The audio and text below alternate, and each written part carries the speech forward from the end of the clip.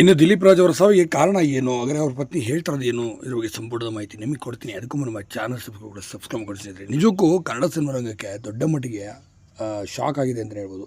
ಇದೊಂದು ದೊಡ್ಡ ಮಟ್ಟಿಗೆ ಆಕಾಶನೇ ಕಳಚಿ ಬಿದ್ದಿರುವಂಥ ಒಂದು ಅನುಭವ ಆಗಿರುವಂಥದ್ದು. ಯಾಕೆಂದರೆ ಈಗ ದಿಲೀಪ್ ರಾಜ್ ಅವರು ಸಾವನ್ನಪ್ಪುತ್ತಾರೆ ಅಂತ ಯಾರಿಗೂ ಸಹ ಊಹೆ ಮಾಡ್ಕೊಂಡು ಇನ್ನು ಅತಿ ಚಿಕ್ಕ ವಯಸ್ಸಿಗೆ 46ನೇ ವಯಸ್ಸಿನಲ್ಲೇ ಕೊನೆಯುಸಿಳಿದಿರೋಂಥದ್ದು. ಇದಕ್ಕೂ ದುರಂತ ಏನಪ್ಪ ಅಂತಂದರೆ ಇದೇ ಒಂದು ವರ್ಷದ ಹಿಂದೆಯೇ ಕರೆಕ್ಟಾಗಿ ಇದೇ ದಿನಾಂಕದಂದೇ ಹಿಟ್ಲರ್ ಕಲ್ಯಾಣ ಸೀರಿಯಲ್ನಲ್ಲಿ ಪಿಯ ಪಾತ್ರ ಮಾಡಿದಂತಹ ರಾಕೇಶ್ ಪೂಜಾರಿ ಅವರು ಕೂಡ ತೀರೋಗುವಂಥದ್ದು. ಇದೇನು ಆಕಸ್ಮಿಕವೋ ದುರಂತವೋ ಗೊತ್ತಿಲ್ಲ. ಒಟ್ಟು ಇಬ್ಬರು ಸಹ ಹೃದಯಘಾತಕ್ಕೆ ಒಳಗಾಗಿ ಕೊನೆಯುಸಿಳಿದಿರೋದು ನಿಜಕ್ಕೂ ಶಾಕಿಂಗ್ ಅಂತ ಹೇಳ್ಬೋದು.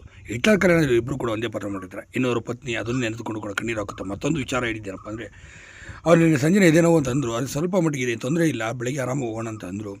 ಇಲ್ಲ ಅಂದಿದ್ರೆ ರಾತ್ರಿ ನಾನು ಕರೆದುಕೊಂಡು ಹೋಗಿದ್ದೆ, ನನ್ನ ಪತಿ ಉಳಿದಿದ್ರೋ ಏನೋ ಅಂತ ಹೇಳಿ ಪಾಪ ತಲೆ ಚೆಚ್ಕೊಂಡು ತುಂಬಾ ಜೋರಾಗಿ ಕಣ್ಣೀರು ಹಾಕೋದು ಭಾಳ ಬೇಸರ ವ್ಯಕ್ತಪಡಿಸೋಂಥ ಸುದ್ದಿ ಅಂತ ಹೇಳ್ಬೋದು. ನಿಜಕ್ಕೂ ದಿಲೀಪ್ ರಾಜ್ ಅವರು ತುಂಬಾ ಆ್ಯಕ್ಟಿವ್ ಆಗಿದ್ದಂಥ ಪರ್ಸನ್ ಅಂತ